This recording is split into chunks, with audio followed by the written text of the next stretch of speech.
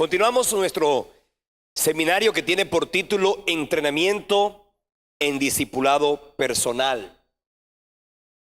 La semana pasada estuvimos hablando de 4 elementos importantes en los que debemos prepararnos y en los que debemos trabajar para poder ser efectivos en nuestra tarea, en nuestro compromiso, en nuestra labor de ser discipuladores. El primero de ellos dijimos que era compromiso, ¿cierto? El compromiso es fundamental porque si no hay compromiso no hay avance. Y en este caso el compromiso tiene que ser un compromiso, en el caso del que ha asumido la tarea de discipular a otro, el compromiso tiene que ver mucho con, primero, nuestro compromiso con el Señor. Porque la tarea de ganar almas, la tarea de evangelizar, la tarea de discipular, la tarea de cuidar la vida de otros, no es una tarea fácil. Hermano, le voy a decir algo, no es fácil. La tarea de discipular, de cuidar, de atender, la tarea de alguna manera pastorear a alguien, ¿es fácil? No es fácil. Yo diría que es muy difícil. Primero porque luchamos contra la naturaleza humana y la naturaleza humana está llena de complejos, de dificultades, de rebeldías, ¿cierto que sí? Estamos muy llenos de querer hacer nuestra propia voluntad y por eso cuando se trata y cuando estamos en la tarea de trabajar, de mentorear a una persona, cuando se trata de esto, le digo, hermano, esto es muy, pero muy difícil. Porque uno quiere que la gente cambie de un momento a otro. Uno quiere que la gente avance rápidamente. Uno quiere que la gente crezca rápidamente. Y entonces llega un momento en que uno se desespera.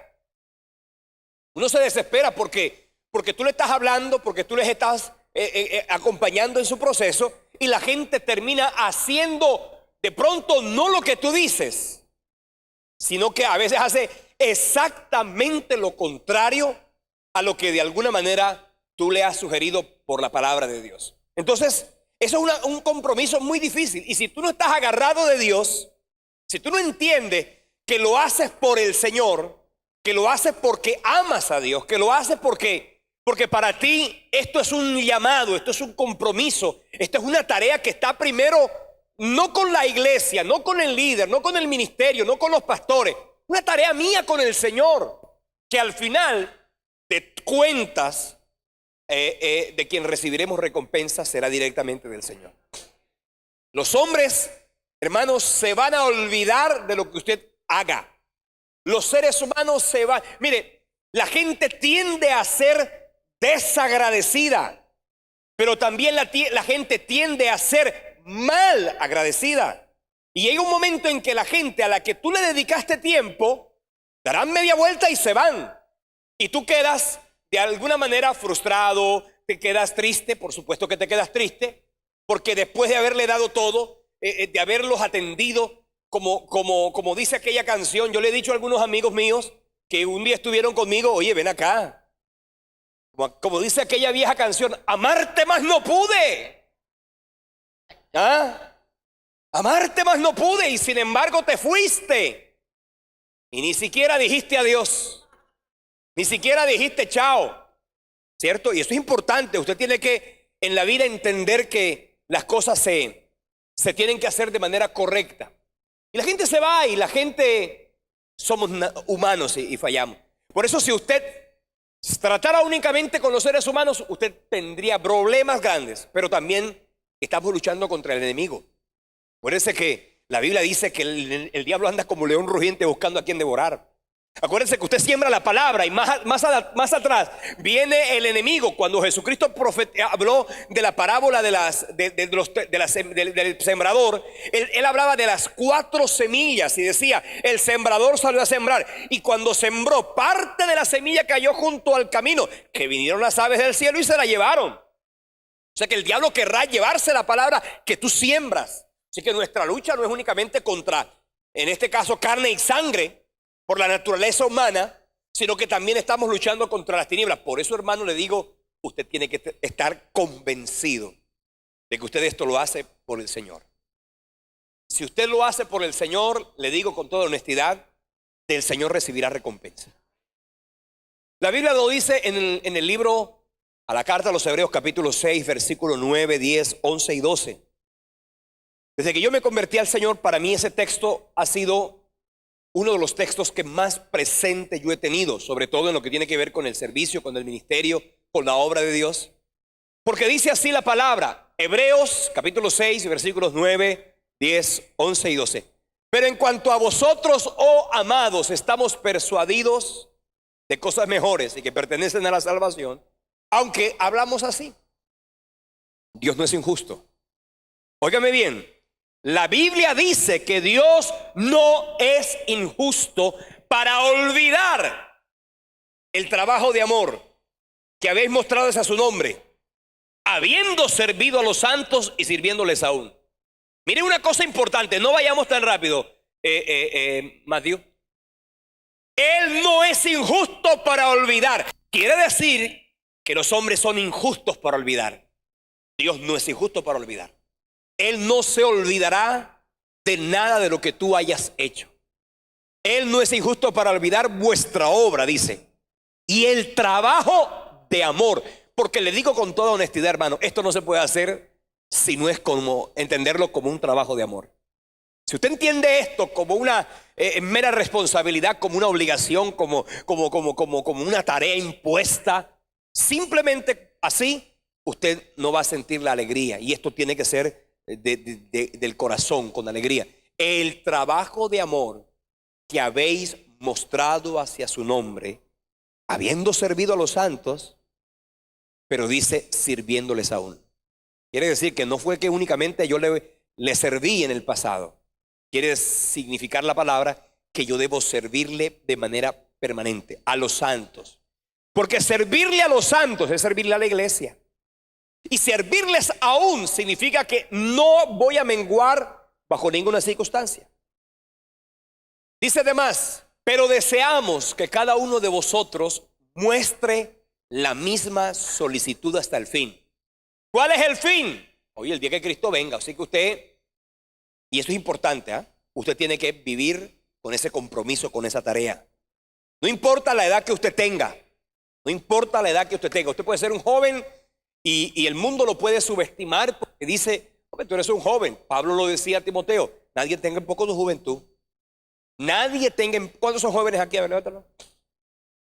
Hay algunos que levantan las manos por aquello de que hay que llamar ya las cosas que no son como si fueran. Hermano, usted puede perfectamente levantar la mano, no hay problema. Pero llega un momento en que las fuerzas se agotan. ¿Cierto que sí?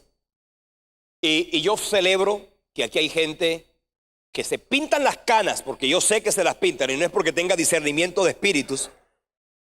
Se pintan las canas, pero ¿sabe qué? Usted no se las pinta. Pero hay gente que se las pinta porque Dios me muestra que se las pinta. Pero ¿sabe qué? Aunque pasaron los años, esto no fue una temporada. Cuando yo me convertí al Señor y yo me metí a servir a Dios hace 21 años, y en esa época tú no tenías canas, ¿sí? Y yo recuerdo que la gente decía, mire, esa es la fiebre del primer amor. Cuando la gente se convierte, eso le da la fiebre. Hermano, le voy a decir una cosa, 21 años llevo, y esto no se me ha quitado. Y yo conozco aquí gente que somos contemporáneos, no por la edad, hermana, sino por el tiempo en que nos convertimos. Esta viejita que yo quiero tanto, hermana Esther Sierra, estudió conmigo en el seminario.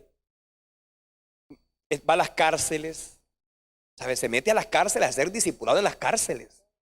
¿Y no quiénes más van? ¿Usted también va? ¿Cómo que se llama usted, Adiela, claro. ¿Usted también va? No, usted no. Usted es puro centro bíblico, sí. Pero ellas se van por allá al bosque, a buscar allá donde está la cosa. Ese trabajo de Chicho que es tan extraordinario, que Dios te bendiga a ti y a todos los que van. Le digo una cosa, hay gente que tiene carga. Ellos tienen carga por los presos. Yo no tengo carga por los presos. No todo el mundo tiene que tener carga por los presos. Ellas tienen carga. Gloria a Dios que hay gente que tiene carga.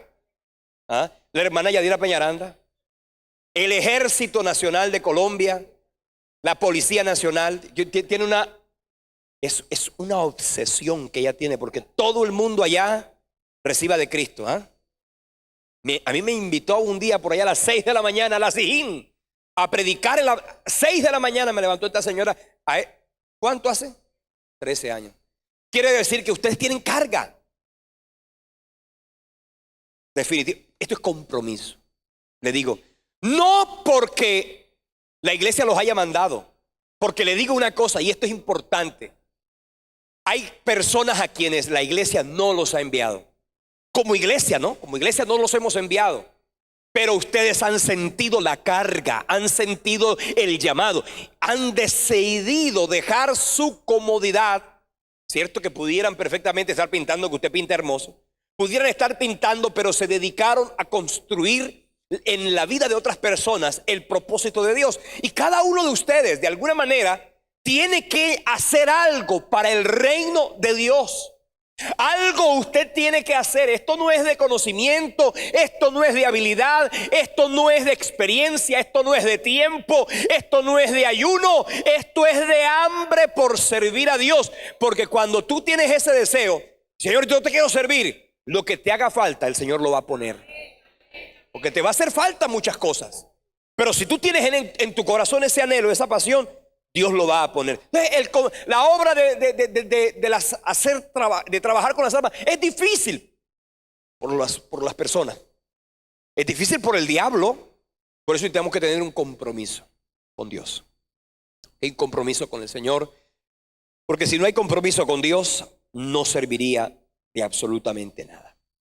Ahora, además de compromiso, viene lo que vamos a hablar esta noche. Ejemplo. Y yo quiero que hagamos un análisis. Yo quiero que tú te preguntes hoy mismo. En mi página está en la 25. No. 23. Aquí está. Ejemplo acá. Ahí está. En ese caso, en mí. Aquí está.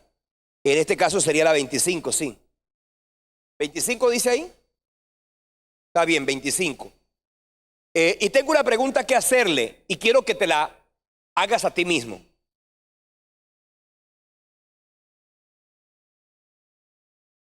Las personas que te ven, personas que te conocen, los que están a tu alrededor, tus amigos, tus discípulos, ¿te ven como un ejemplo a seguir? Una pregunta importante. Quiero que te hagas esa pregunta en esta noche. ¿La gente te ve como un ejemplo a seguir? La gente quisiera saber, tener, conocer, vivir y de alguna manera tener parte de lo que tú tienes. La gente quisiera eso. Porque necesitamos forzosamente en el evangelio, necesitamos forzosamente que ser ejemplo a los demás. Muchas veces nosotros, cuando estamos hablando de la palabra, casi que le decimos a la gente, porque nosotros los seres humanos y los cristianos somos muy buenos para hablar bien y hablamos bonito y nos gusta de alguna manera predicar y tomamos aquí y tomamos allá. De alguna forma, a la hora de hablar, cualquiera puede hablar bien, cualquiera de nosotros puede hablar hermosamente bien, pero viene una parte importante y es que a veces nosotros le decimos a la gente con nuestra vida, haz lo que yo te digo, pero no hagas lo que yo hago.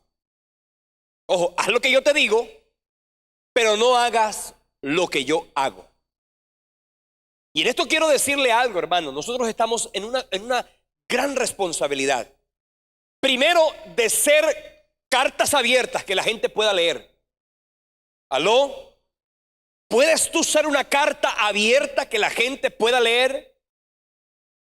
¿Puedes tú tener la confianza, la seguridad de que tú puedes perfectamente, si alguien abriera tu Facebook, leer lo que escriben en el Facebook, tú escribes en el Facebook, lo que tú ves en el Facebook?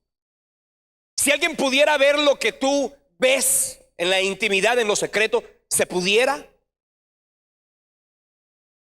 Porque ante los ojos de los hombres nosotros podemos ser perfectamente admirados.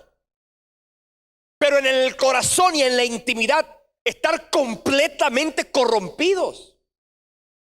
Y allí es cuando el Señor habla en la palabra de los famosos sepulcros blanqueados. Porque por aquello de lo que abunda en las iglesias y no en el centro bíblico, de las iglesias enteras, la hipocresía espiritual, el famoso fariseísmo, ¿cierto? Que tenemos una apariencia de piedad, pero en el corazón hay pudredumbre, hay maldad, hay corrupción. Y en eso tenemos que trabajar, porque le digo algo, nosotros tenemos, obviamente somos como una luna, ustedes como una luna. La luna no tiene luz propia, la luna tiene una parte que refleja a la tierra, la luz del sol, una parte hermosa, linda. Cuando usted dice, ay, qué luna tan linda, usted no está mirando la luna, usted está mirando la luz que está reflejándose en la luna. Pero es la luz del sol, no es la luz de la luna, porque ya usted sabe que la luna no tiene luz. Pero así como la luna tiene una cara que alumbra, tiene una cara oscura. Usted tiene una cara que alumbra, ¿cierto que sí? Es la cara que todo el mundo le conoce. La cara que todo el mundo nos conoce. Pero también tenemos una cara que no está tan linda. Los pensamientos que pasan por tu cabeza. Y en eso tenemos que trabajar. En eso tenemos que trabajar. Una vez alguien preguntaba, si se pudiera poner un parlante en tus pensamientos, ¿cómo te sentirías tú? Que alguien pudiera escuchar todo lo que tú piensas. ¿Tuvieras amigos? ¿Serías ejemplo? ¿La gente te seguiría? Si la gente pudiera escuchar lo que tú piensas. ¿Cuántos de los que están aquí reconocen que muchos de sus pensamientos no glorifican a Dios? A ver, levante la mano. Y óigame bien, y en eso nosotros necesitamos que en esa oscuridad de nuestra vida, porque usted no puede considerarse perfecto. Porque si usted se considera perfecto, dice la Biblia, el que piense estar firme, mire que no caiga. Pero tenemos que trabajar en esas áreas de nuestra vida. Porque cuando yo digo ser ejemplo, yo no estoy diciendo que debemos ser irreprensibles. Cuando estoy hablando de ser ejemplo, no estoy diciendo que no nos podemos equivocar, que no podemos fallar, que no podemos caer. No, porque sabe que, hermano, la Biblia no esconde las debilidades de los hombres de Dios. La Biblia no las esconde. Por eso no escondas las tuyas. El Señor le hubiera podido perfectamente hacer un favor a David. Oye, ¿sabes qué, David? Pensándolo bien, te voy a hacer un favor. Yo voy a borrar ese capítulo en que tú te portaste mal, lo voy a borrar de la Biblia. ¿Lo borró Dios? No, ahí está escrito. ¿Por qué Dios no borró el capítulo en donde Sansón se portó tan mal? Ahí está escrito. Porque yo puedo ser ejemplo cuando no me equivoco, cuando vivo en integridad, cuando todo en mi vida está funcionando bien. Pero yo también puedo ser ejemplo cuando en mi vida algo no estuvo bien, cuando algo en mi vida no está mal. Porque sabe que no hay nada mejor cuando usted en su corazón se levanta delante del Señor y sabes que dice, sabes que Dios, fallé. Cuando tú le dices a la gente que tienes a tu alrededor, sabes que fallé, me equivoqué. Fui grosero, fui altanero, fui prepotente, fui de todo, pero ¿sabes qué? Perdóname, me equivoqué. Oye, es una forma de ser ejemplo. Es una manera de ser ejemplo. No que hay esa mansa paloma que no se mete con nadie. No. Yo no soy, le voy a decir, hermano, yo no soy una mansa paloma que no se mete con nadie. Yo recuerdo que hace unos días yo estaba en un lugar y yo me fui a tomar un café. Cuando me voy a tomar el café, un tinto, muy temprano, me lo voy a tomar. Hermano, el tinto tenía un pelo. ¿Qué vas a sacar? El tinto yo dejé, el vuelto yo dejé. ¿Sabes qué? Dejé eso así, me fui. Resulta que otro día, ya yo no fui a comprar, ya no vuelvo a comprar tinto. ¿Eh? Volví otro día y dije, voy a comprar un Gatorade. Y cuando voy a comprar el Gatorade, le digo yo, ¿cuánto vale? Vale 3,000 pesos.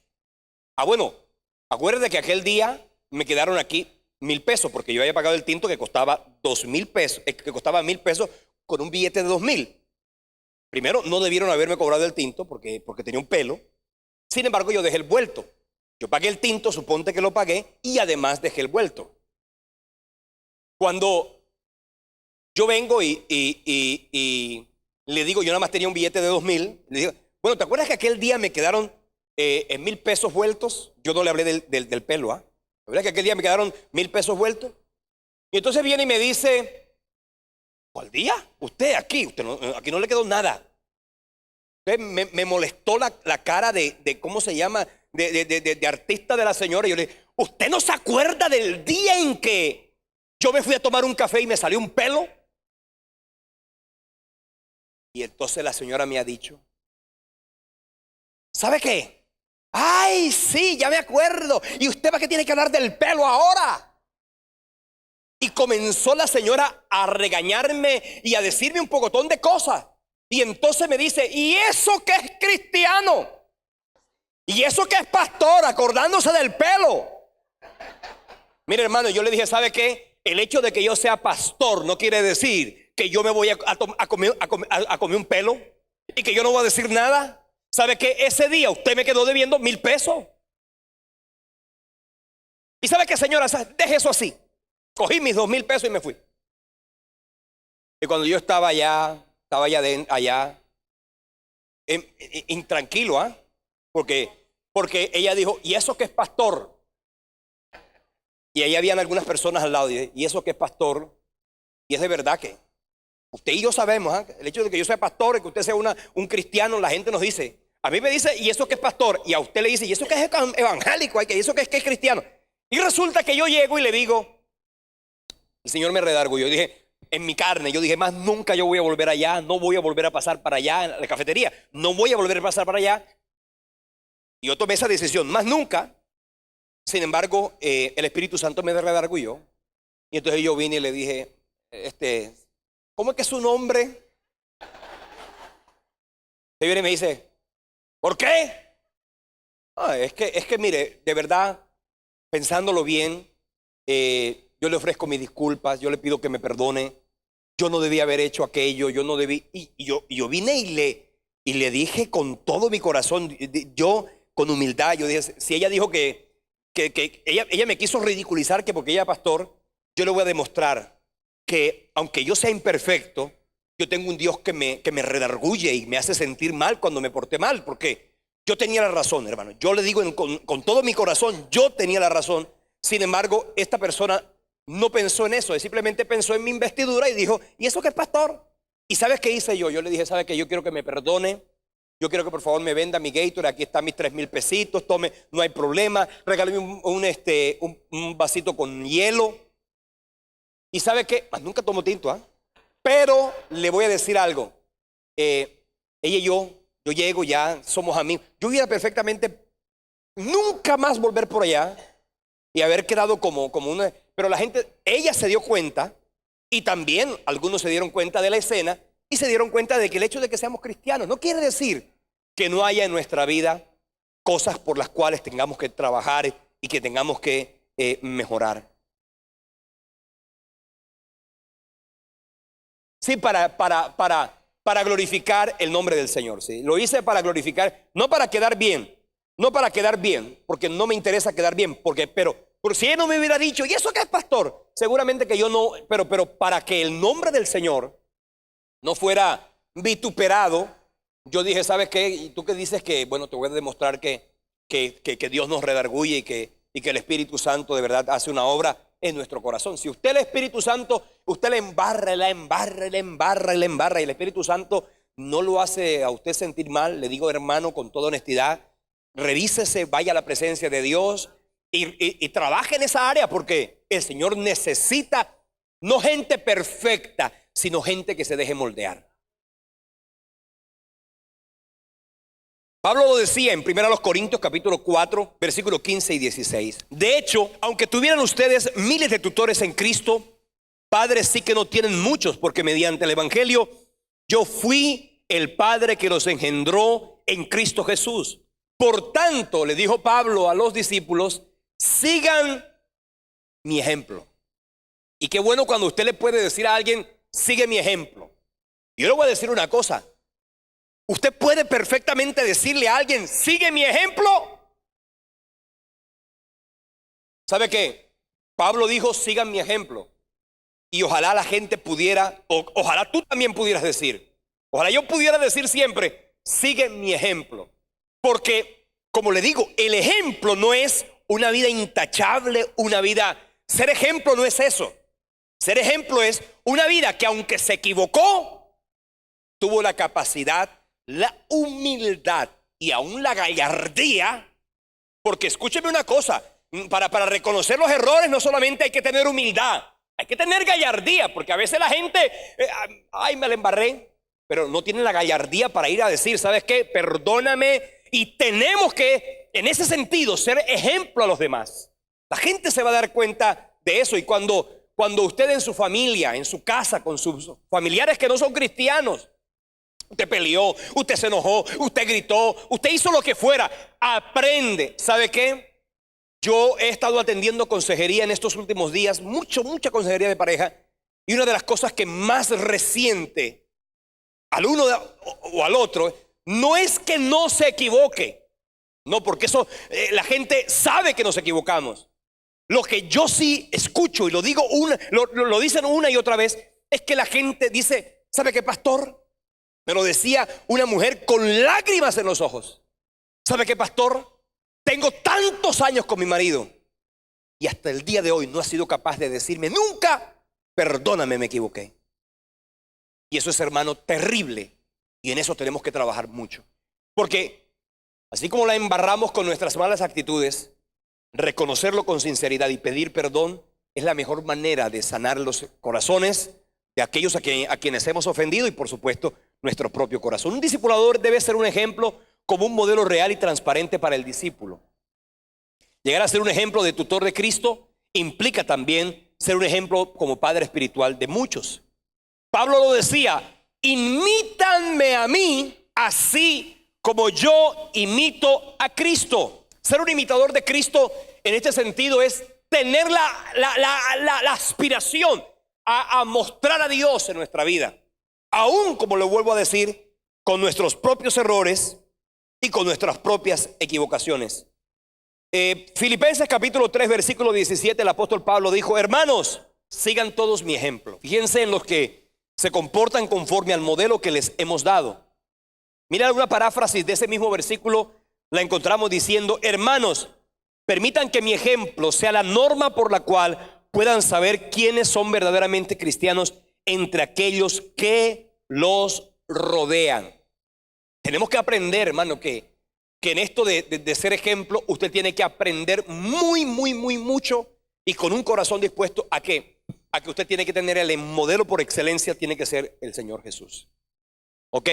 Cristo es el modelo por excelencia, Él es el modelo perfecto. Los seres humanos, todos somos fácilmente, nos podemos equivocar de una manera muy fácil.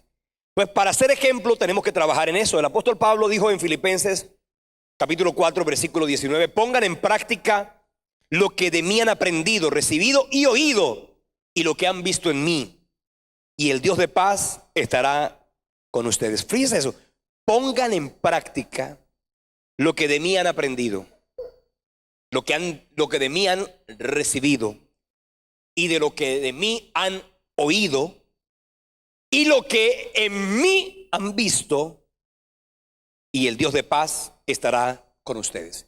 Yo quiero que veamos un video, de alguna forma un video que nos ayuda. Matthew, ayúdanos a mirar el video, que nos habla un poco de lo que significa el aprender por ejemplo. El aprender por ejemplo. Y en esto del discipulado, hermanos, aprendemos fundamentalmente por ejemplo.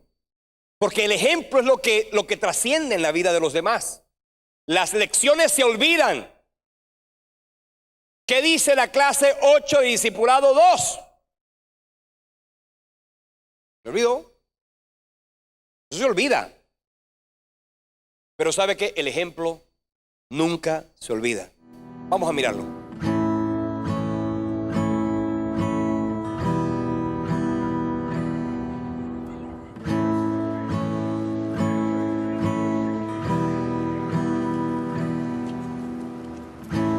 Looks like rain again today.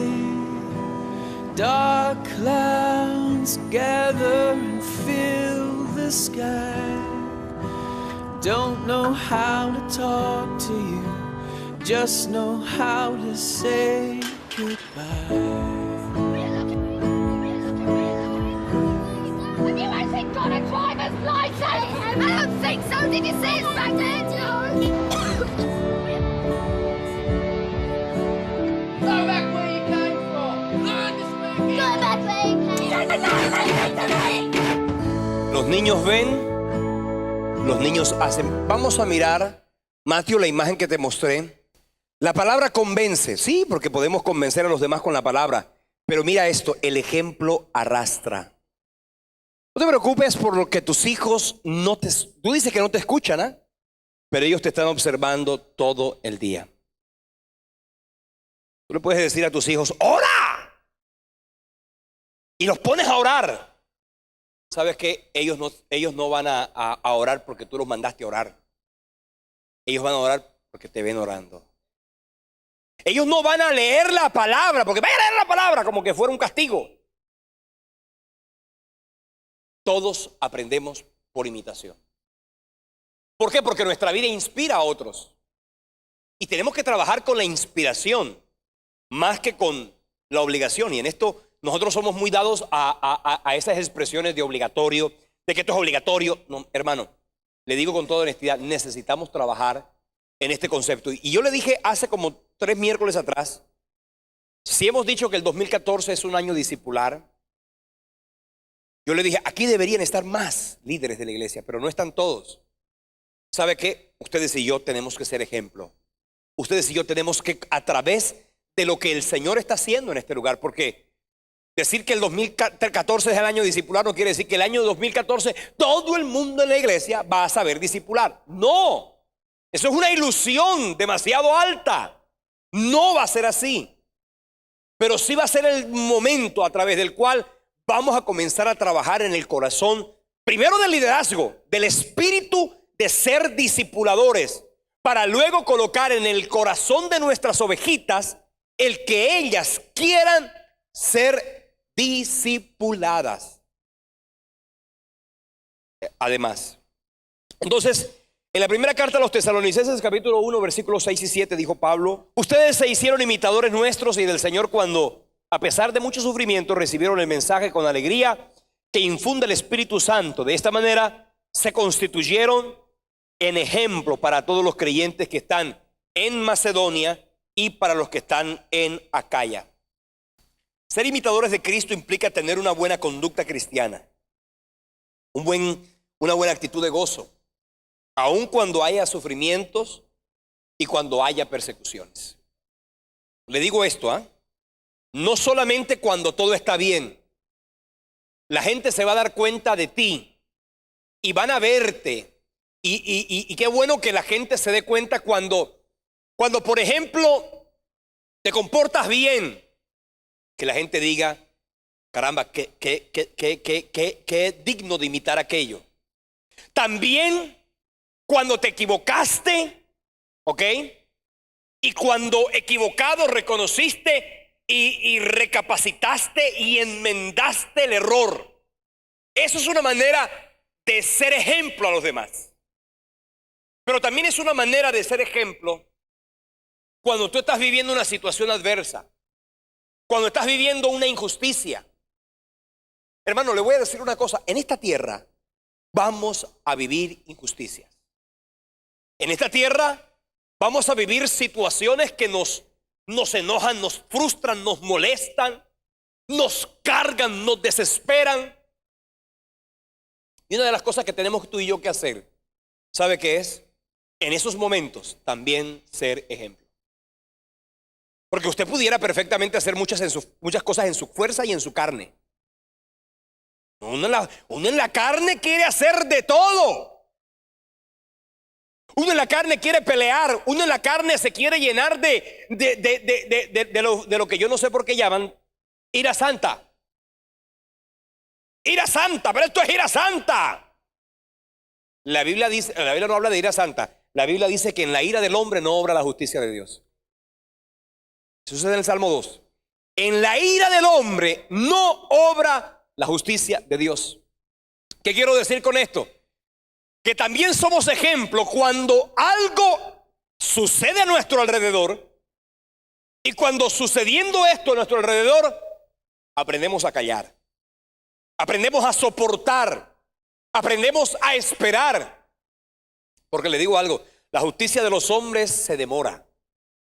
Hay términos, usted sabe, los juzgados, y entonces apelan al tribunal, y el tribunal viene y entonces se equivoca, y luego viene a la Corte Suprema, y luego viene a la revisión en el Consejo de Estado, en la Corte Constitucional. La justicia de los hombres se dilata mucho. Pero quiero decirle una cosa, la justicia divina, le voy a decir algo, la justicia divina es algo que de alguna manera, tarde o temprano va a llegar. Cuando contigo sean injustos, ojo con esto, cuando contigo sean injustos, aun cuando veas a tu alrededor una injusticia, quiero que sepas que el Señor no está de vacaciones. Quiero que sepas que Dios no se está haciendo el de la vista gorda. Dios no es permisivo. La gente dice, pero ¿por qué Dios lo permite? Hermano, no es que Dios lo permita o no lo permita. Es que Dios tiene algo que se llama misericordia. No queriendo que ninguno se pierda, sino que todos procedan al arrepentimiento. Pero llegará el día en que la misericordia de Dios cierra. La puerta se cierra. Si no, pregúntenle lo que va a suceder con las vírgenes insensatas. Cierran la puerta y se quedan afuera. Entonces lo que tú tienes que hacer es fundamentalmente aprender. Así se es ejemplo. Así somos ejemplo. Y así tenemos que ser ejemplo. En que en medio de las dificultades, de las persecuciones, de los sufrimientos, aún de las injusticias, sepamos nosotros qué hacer. Sepamos nosotros qué hacer. La obra de nuestra fe involucraba el apartarnos de la idolatría, volviéndonos al Dios único y verdadero. Quiere decir que, mire, hermanos, y cuando hablamos de ser ejemplo, yo le decía en unos módulos atrás de los miércoles, hay cosas, hermano, que uno tiene de los cuales uno se tiene que cuidar. Y hay cosas que uno tiene que aprender, que no las hace. Hay cosas, como Pablo lo decía, hay cosas que para mí me son lícitas, pero no me convienen. Y no me convienen porque no me edifican.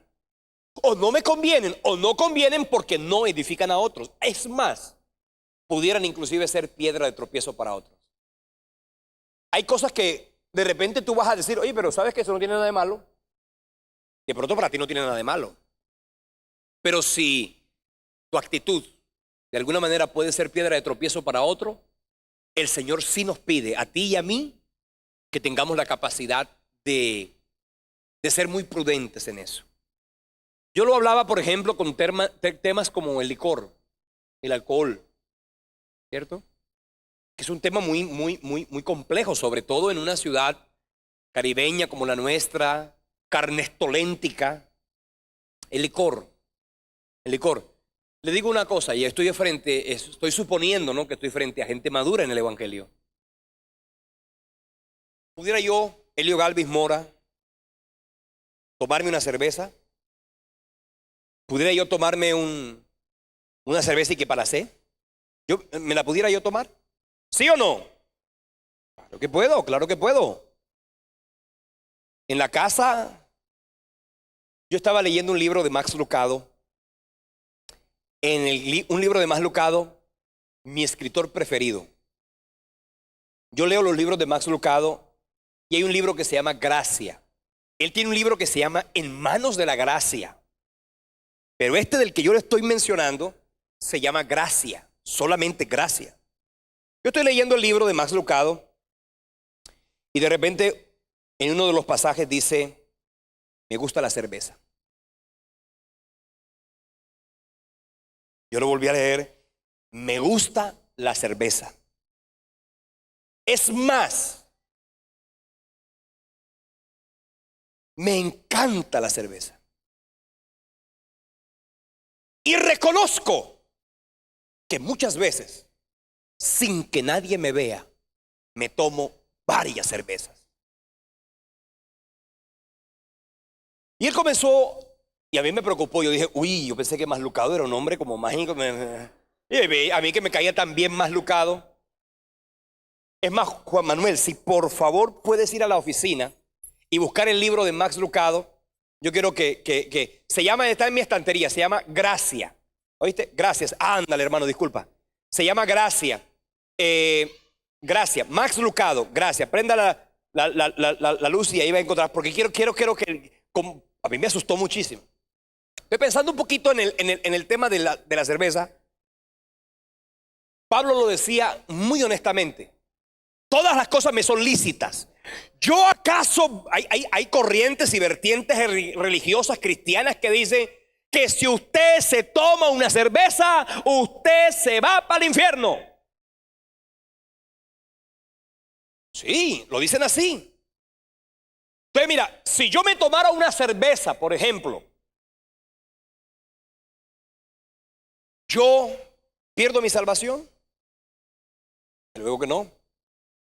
Pero aquí viene una parte que es muy importante, que es en realidad la razón por la cual yo tengo 21 años de cristiano y en 21 años nadie puede decir que me han visto a mí tomándome una cerveza. O sí, si hay alguien aquí que me denuncie, se quede callado. No. ¿Por qué no lo hago? Yo recuerdo que una vez fui a casa, a Fonseca en La Guajira. Fuimos al río con mi cuñado y fuimos con la familia. Y entonces él me dijo, pastor, mi cuñado me dije, pastor, tómese esta cervecita. Era una cerveza y que red. Esto es como para niñas. No tiene casi alcohol. Y sabe que yo le dije, no, gracias. Estaba allá, ningún hermano del centro bíblico. Nadie me conocía. Pero ¿sabes qué? No, mi esposa. Pero ¿sabes qué? Estaba mi cuñado, que él tenía problemas con el alcohol. Tenía problemas con el licor. ¿Qué ejemplo le iba yo a dar a él? Viéndome a mí. Porque va a decir, oye, eso que es pastor. Aunque él fue el que me lo ofreció. Y seguramente que nunca me hubiera dicho eso. Pero mire, una cosa que el apóstol Pablo lo escribió de una manera tan hermosa y tan radical. Es aquella cuando él mismo nos dice en su palabra que si en algún caso mi libertad, porque yo soy libre de tomarme la cerveza que me da la gana, pero si mi libertad, porque a libertad me llamó el Señor, mi libertad viene a ser piedra de tropiezo para ti, quiero decirte, porque yo no tuve esa debilidad. Yo dije cuando tenía 15 o 16 años que cuando yo cumpliera 18 años yo me iba a emborrachar, yo me iba a mundanear, que yo me iba a espelucar. Pero faltando 12 días, 15 días para mi cumpleaños, el Señor Jesucristo llegó a mi corazón y el Señor me dañó la fiesta. Porque eso de que en el mundo y que yo me bailé 3 carnavales y que no. En mi caso no fue así. Por eso, hermano, yo le puedo decir que desde el día en que usted se encuentre con Cristo, usted puede ser radical. Porque yo me convertí al Señor el 28 de enero del 93. El 12 de febrero me cumplí años. Y ¿sabe qué le voy a decir? Yo nunca me reuní en carnaval. Y no estaba aquí y allá, aquí y allá. Como muchas veces vemos a los hermanos de la iglesia en las fotos estos días, no se puede. Hermano, ¿sabe que si usted quiere guardar su corazón, no vea Facebook en estos días? Porque usted va a comenzar a decir, y esa hermanita, y el hermanito tal, y el maestro fulano. Bueno, si hay un maestro, por favor, dígamelo, que no se quede callado y denúnciemelo. Porque una ovejita que me salga con un cuento de eso, yo le voy a decir, ay hermano, mire, tenga la amabilidad. Pero que un líder a estas alturas del partido salgan con esa historia, hermano, yo sí le voy a decir una cosa. Tenemos que tener cuidado, ¿ah? Entonces mira lo que dijo Pablo en 1 Corintios capítulo 8 versículo 9. Y esto es importante porque esto significa ser ejemplo. Dice la Biblia, mirad que vuestra libertad no venga a ser tropezadero para los débiles. Porque si alguno te ve a ti que tienes conocimiento sentado a la mesa del carnaval, No, mentira, no voy a hablar del carnaval porque el carnaval sí es abiertamente pagano y extraordinariamente diabólico. Eso sí, no es cultural. Si te ve a ti sentado a la mesa en un lugar de los ídolos, la conciencia de aquel por quien murió Cristo, ¿qué pasa? ¿Qué dice? La conciencia de aquel por quien murió Cristo no será estimulada a comer de los sacrificados de los ídolos. Dice, a mí la cerveza no tiene problema, pero para otra persona sí tiene problema. Y si para una persona tiene problema, hermanos, nosotros tenemos que tener mucho cuidado, porque aquí lo dice claramente: por el conocimiento tuyo se perderá el hermano débil por quien murió Cristo.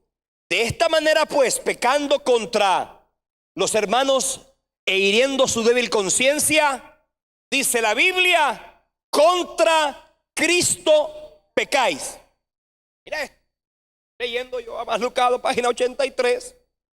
Me gusta la cerveza, siempre me ha gustado. Desde que mi compañero y yo bebimos hasta enfermar en una caja de cuartos de botella, me ha gustado la cerveza. Me encanta la manera en que limpia la boca de un pedazo de pizza y cómo sofoca el condimento de las enchiladas o en los asados famosos de los que, ay, para el asado, el asadito. Va muy bien con el maní en el partido de béisbol y parece una forma adecuada de coronar 18 hoyos de golf. Sea de bidón, sea de barril, sea de botella, sea de jarro helado, sea de michelada, sea, ¿cómo se llama? El refajo, ¿no? No me importa, todas me gustan. Cuando yo leí eso, yo reprendí al diablo y dije, ay Señor, y el más Lucado que a mí me cae tan bien. Pero aquí dice, mantuve en secreto mi preferencia.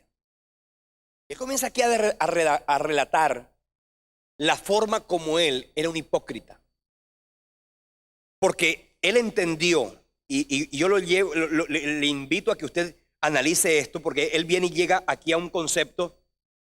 Dice, cuando tú tienes una vida de sinceridad, tu vida entonces es ejemplo a los demás. Él decía, yo no puedo, y tomando de alguna forma este texto de la palabra, él estaba diciendo, yo no puedo valerme de la gracia que a mí me limpia, me purifica, me perdona, me santifica. Porque Cristo me perdonó mis pecados, yo soy perdonado. El Señor me perdonó mis pecados, borrados están. Pero que mi libertad no venga a ser tropiezo para otro. Y te lo digo así, tú quieres de alguna manera en tu mañana tener discípulos a tu cargo, tener gente que hoy no se convirtió, que mañana se convierta. Ellos se van a convertir si tú les modelas a Cristo y les modelas una vida en la cual no haya nada, absolutamente nada de lo cual ellos se puedan valer para simple y sencillamente volver atrás, para simple o sencillamente justificar su propio pecado. Porque van a decir, si tú lo haces, entonces yo lo puedo hacer. Porque yo le digo una cosa, hermana, yo a usted la puedo ver tomando cerveza y Dios me guarde y Dios la guarde a usted. Pero ni a usted ni a mí, a mí no me va a apartar del Señor. Pero hay gente que es débil en la fe. Y aquí lo dice el pasaje que acabamos de leer. Y si no le gusta ese pasaje, pues vamos a Romanos 14.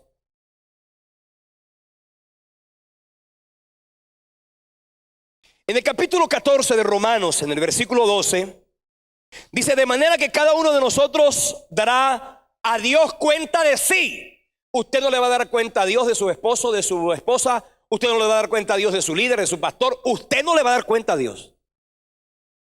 Ni siquiera, le voy a decir algo, usted no le va a dar cuenta a Dios ni siquiera de sus hijos.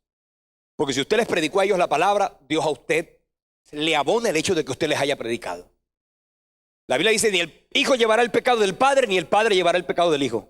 Cada cual llevará su propio pecado. Así que, versículo 13. Ya no nos juzguemos más los unos a los otros, sino más bien, dice la Biblia, decidid no poner tropiezo u ocasión de caer al hermano. Yo sé, dijo Pablo, y confío en el Señor, que nada es inmundo en sí mismo, Mas para el que piensa que algo es inmundo, para él lo es. Está hablando de los débiles en la fe en este pasaje. Pero dice aquí, si por causa de la comida tu hermano es contristado, o por causa de la bebida tu hermano es contristado, ya no andas conforme al amor. No hagas que por la comida tuya se pierda aquel por quien murió Cristo. Y es que escúchame algo, ¿eh? Hay gente que se puede perder por falta de un ejemplo correcto. No sea pues vituperado vuestro bien, porque evidentemente el reino de los cielos no es comida ni bebida, sino justicia, paz y gozo en el Espíritu. Dice, no destruyas, el versículo 20 dice, no destruyas la obra de Dios por causa de la comida o de la bebida. Todas las cosas a la verdad son limpias, pero es malo que el hombre haga tropezar a otros con lo que come o con lo que bebe. Bueno es no comer carne, sí. Bueno es no beber vino, ¿verdad? Ni nada en que tu hermano tropiece, se ofenda o se debilite. Ahí está claro, ¿eh? Nada en que tu hermano tropiece, se ofenda o se debilite. Tú no puedes decir, ¡ay! A mí no me importan los demás. Yo no como de la gente. A mí no me importa lo que la gente piense. Un momentico. Eso no es lo que un líder que aspira a servir a Dios debe pensar. Porque ahí dice, no hagas que nada de lo que tú comas o bebas haga tropezar a tu hermano. Ni se ofenda, ni se debilite. Y seguimos leyendo. Versículo 15, capítulo 15, versículo 1 dice, así que los que somos fuertes debemos soportar las flaquezas de los débiles y no agradarnos a nosotros mismos. Cada uno de nosotros agrade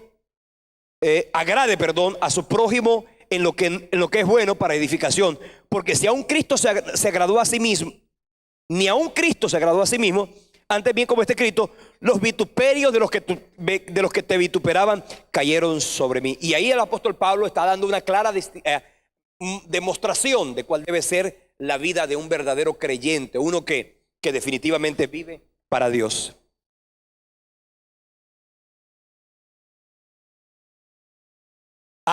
Qué tierna seguridad la que nos da las palabras de Primera de Juan capítulo 1 que dice que Dios es fiel y justo para perdonar nuestros pecados y limpiarnos de toda maldad. Él nos limpiará. No que el Señor puede o que se le reconozca por hacerlo. Él nos limpiará. Cuéntale a Dios lo que hiciste. Repito, no es que Él no lo sepa. Tú no le vas a decir nada que Dios no sepa. Nada. O sea, a Dios, los chismes a la gente les gusta porque, ¡oh! De verdad, ¿cómo así? Cuéntame. ¿Y quién más? Pero aquí, no es que Dios no lo sepa, pero los dos deben ponerse a cuentas. O sea, tú tienes que ponerte a cuentas con Dios. Pasa tanto tiempo con Dios como necesites. Habla de todos los detalles que puedas. Luego deja que el agua pura de la gracia fluya sobre las faltas que tú has cometido. Después, si quieres, celebra con una cerveza, pero sin alcohol. Dice Max Lucado aquí. Ahora, yo preferiría que ni sin alcohol, porque la gente va a... No, esa es Primera de Max Lucado, capítulo, página 83. Primera de Juan, capítulo 1, versículos 7 y 8. Primera de Juan, capítulo 1, versículos 7 y 8. Y luego, sin olvidar, por ejemplo, el versículo 1 del capítulo 2 de Juan, que es maravilloso. Entonces, cuando nosotros estamos hablando de una vida con convicciones, le digo, y esto quiero que en este momento lo trabajemos. Los cristianos tenemos que llegar a un punto en nuestra vida donde crezcamos a la estatura de Cristo y que lleguemos a la dimensión, no de la emoción, sino a la dimensión de la convicción. Porque yo le puedo decir una cosa, hermano. La Biblia dice que el que piensa estar firme, mire que no caiga. Pero también es cierto que cuando usted llega al nivel de la convicción, y yo le voy a decir una cosa, yo he llegado al nivel de mi convicción espiritual. Mucha gente cuando está caminando en las cosas de Dios, de alguna manera se fija mucho en los demás. Una característica de los débiles en la fe es mirar a los demás y compararse, porque eso es una característica de los niños. ¿Acaso tú no llegas a la casa o llegabas a la casa con un regalo para el uno, inmediatamente el otro te decía, ¿y el mío? Porque los niños tienden a compararse. ¿Por qué a mí sí, a mí no y a él sí? ¿O por qué a él sí y a mí no? Y comenzamos a compararnos en este sentido. Pero nosotros tenemos que llegar al nivel de la convicción. Le voy a decir algo. Pudieran a usted llegarle 100,000 comentarios, 100,000 murmuraciones, 100,000 chismes. De los 100,000, yo puedo decir que 80,000 son mentira. 20,000 puede que sean verdad. Estoy hablando de supuestos, ¿no? Por supuesto que lo que es chisme y hay que desecharlo. La Biblia dice: no andará chismeando entre mi pueblo.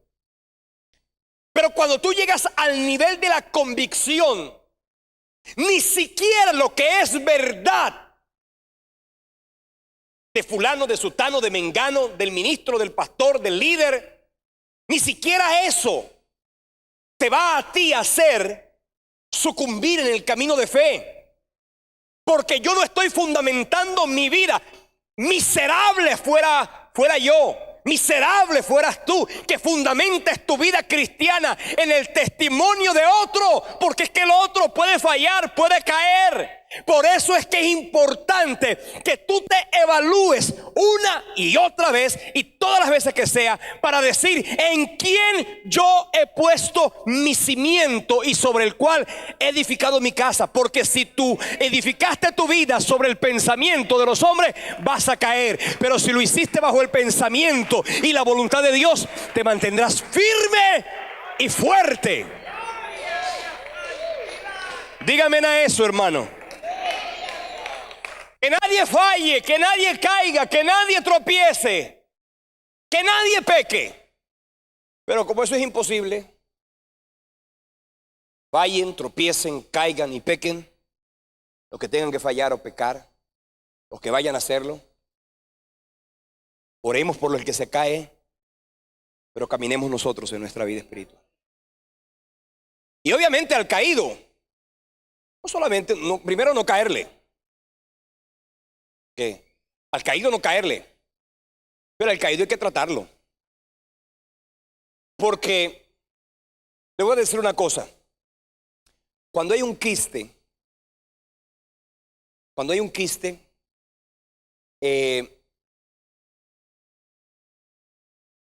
los quistes no hay que ponerles Vivaporú.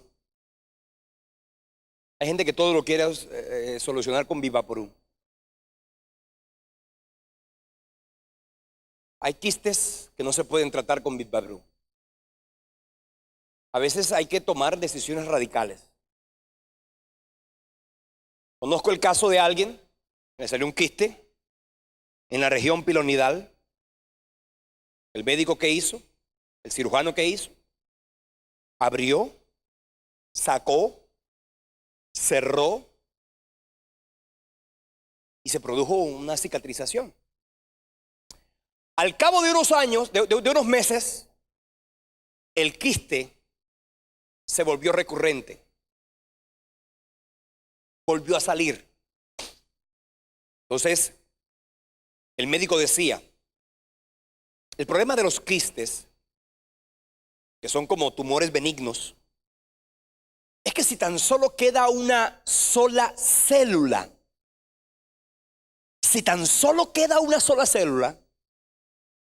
ese quiste no es que puede, no, es que evidentemente va a volver a reproducirse. Entonces, ¿qué hizo el médico? Otro médico. ¿Va a ser fuerte la cosa? ¿Va a ser impactante la cosa? ¿Va a ser dolorosa la cosa? Pero ¿sabes qué dijo? Yo tengo que abrir.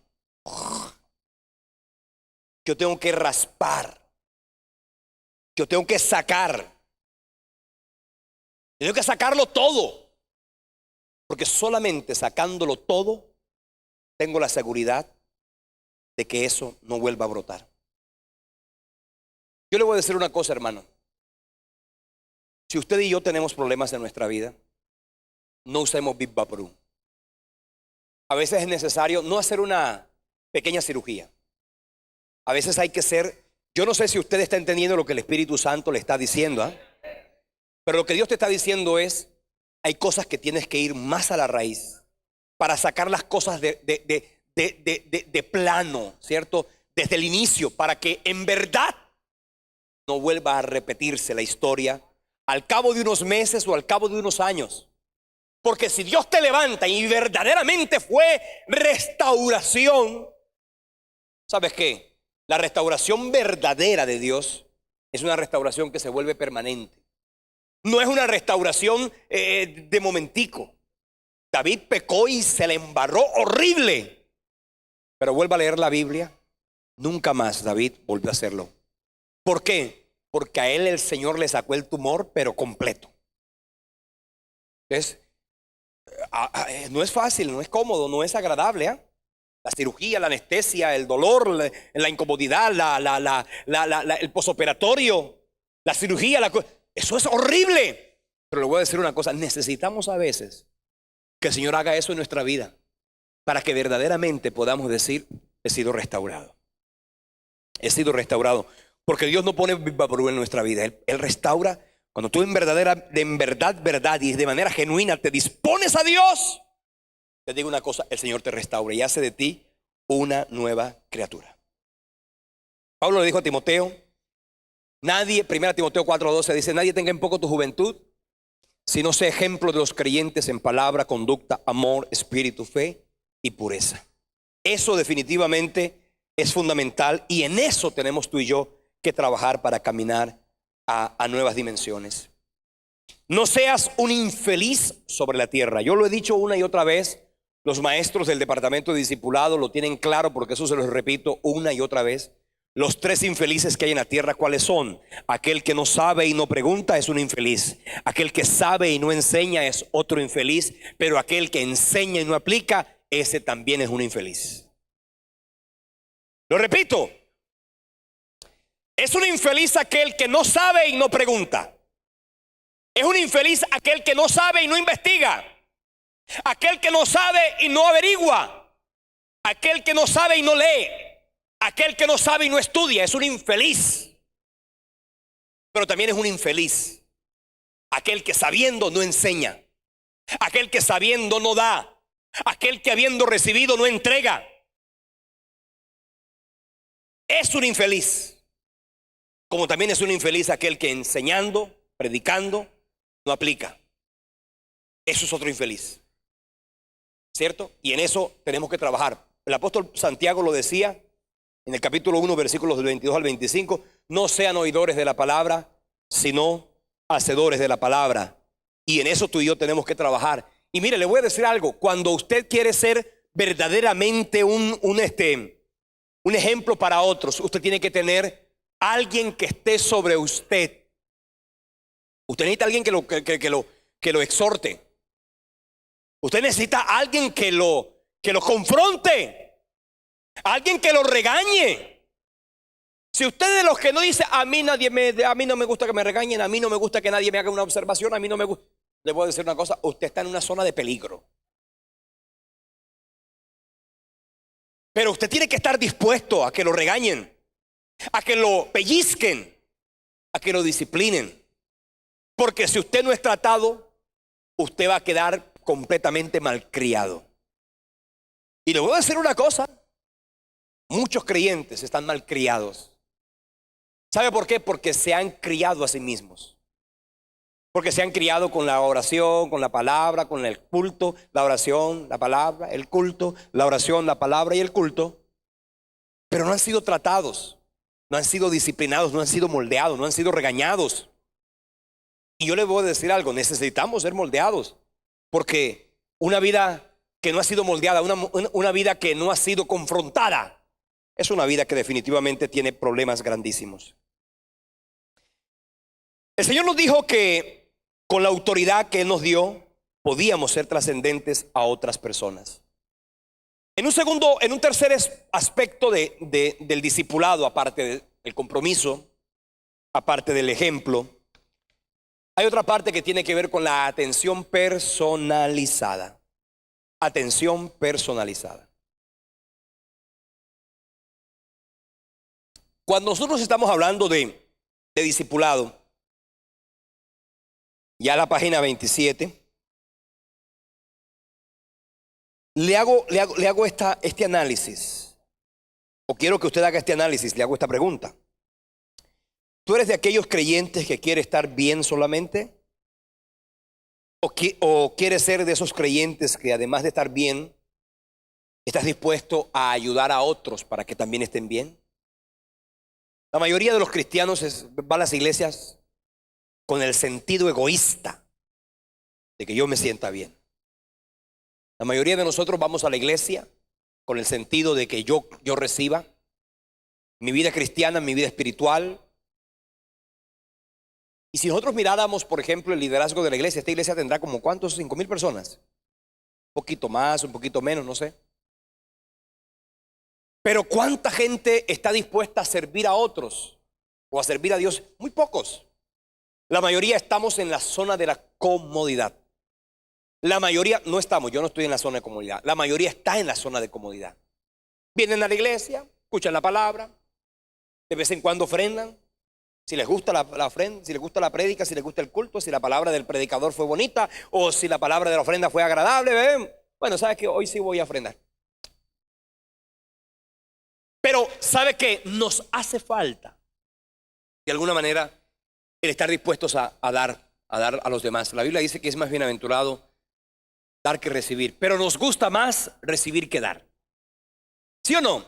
Si no, pregúntese usted cuando cumple años, diga si a usted le gusta el cumpleaños, no porque va a cumplir 42, ¿no? A usted no le gusta el cumpleaños por eso. Se le gusta porque ese día le dan regalo.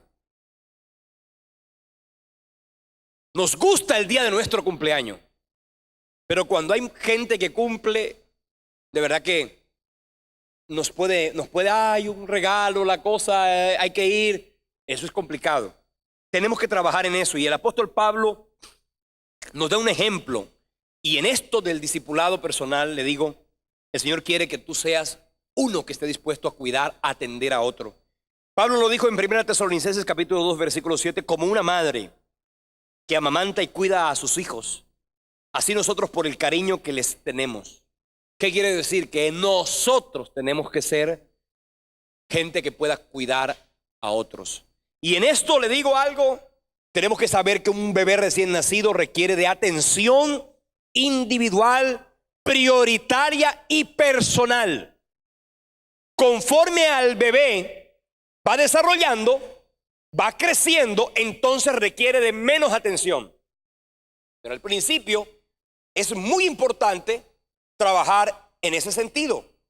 Nosotros estamos llamados no solamente a sembrar la semilla, lo he dicho una y otra vez, sino que estamos llamados a cuidar la semilla. El trabajo de atender a la gente es un trabajo hermoso. Mira, cuando el apóstol Pablo se convirtió, allá en el capítulo 9 del libro de los Hechos, está la narración hermosa de la forma como él se encontró con Jesucristo. Y dice la palabra del Señor que Pablo, en aquel entonces llamado Saulo de Tarso, era un asesino de cristianos. Sin embargo, Dios le dijo a un hombre llamado Ananías, mira Ananías, yo te voy a poner una carga muy importante. Yo te voy a poner a ti una responsabilidad. Ajá, claro, Señor, amén. Quiero que vayas a discipular a Pablo. A Saulo de Tarso, Señor. ¿Cómo? No me da pena, Señor, pero este es un hombre terrible. Mató a cristianos. ¿Cómo yo voy a llegar allá? No importa, ve. Usted puede leerlo. Léalo, por favor. Hechos capítulo 9, versículos del 10 al 15. Ve a la dirección tal, con la calle tal, carrera tal. Toca la puerta, que allá hay un señor que te está esperando y dile, Pablo, Señor me ha enviado porque tú eres instrumento para, te digo algo, ¿estás dispuesto a eso? era un tiro fijo, era un sanguinario. Era ir a discipular a uno terrible. Yo le digo algo, uno que podía perfectamente volarle la cabeza a Ananías. Pero fíjate tú, cuando hay amor por Dios, cuando hay sensibilidad, ¿sabes que Ananías fue y lo ministró y estuvo con él? Qué hermoso eso. Eso definitivamente es maravilloso. Por eso es que el Señor no te pide que evangelices, que discipules a 50. Él quiere que te dediques a uno, máximo a 2.